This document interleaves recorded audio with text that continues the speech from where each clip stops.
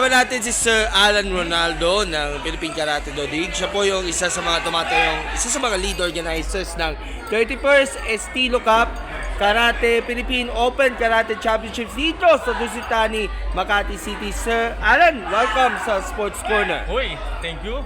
Okay. Sir, can you provide us an overview nga dito sa ating ginaganap ngayon na 31st Estilo Cup? Actually, from the beginning pa lang of our program, naging smooth na yung ating process. Until now, we target matapos ito ng on time till 4:30 at nakikita naman natin, then we are thankful dahil walang injury. Hopefully hanggang matapos to, and we are thankful of course sa Sports Corner. Yeah. Sa ating media coverage. Pero kanina lamang po, prior to this competition sa committee, and meron pa mga events na yon, we have also some friendship games with our competitors from Team Vietnam, yo. Yes. So, anong assessment nga dito sa nangyayari kanina in between the PKL delegation and of course yung mga pinadala natin from Vietnam?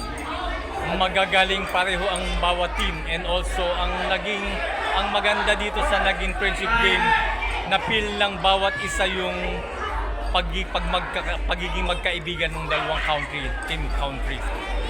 Bagamat nagbakbakan sila sa gitna, pero makikita mo how the sport dun sa gitna ng rubber match. At nakikita natin na even though magkapit bahay sila, talagang nanaig nila yung friendship, yung camaraderie, sportsmanship through yun ang sports between the two countries na rin. Yes.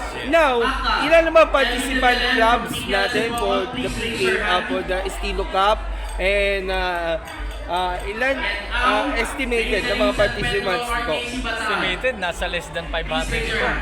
And Because this is from Bicol, Laguna, Batangas, Cavite, Bataan, North, kaya halos kita mo naman talagang na-accommodate din ng Dusitani.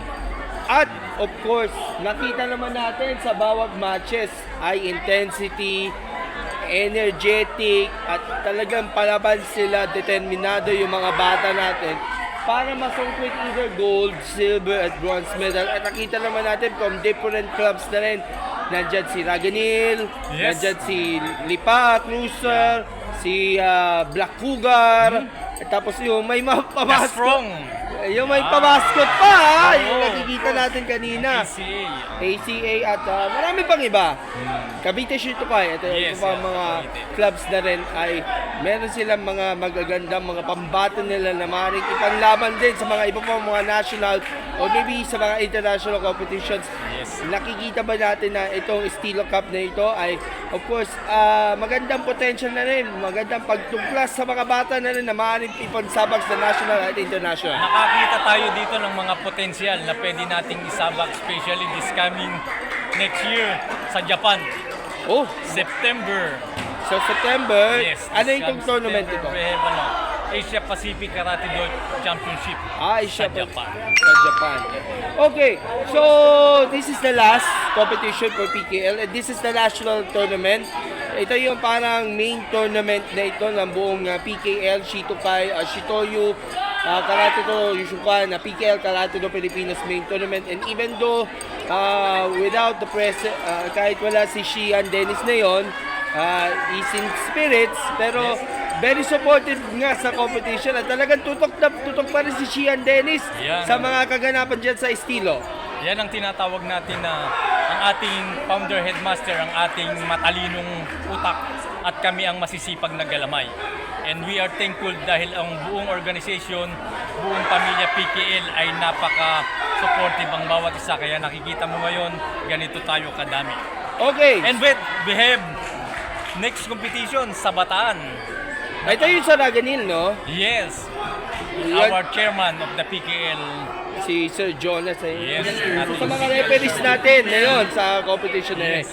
Right now, ano ba ang mga aasahan natin apart from yun sa Bataan? For 2026 sa PKL. 2026, we have almost monthly competition.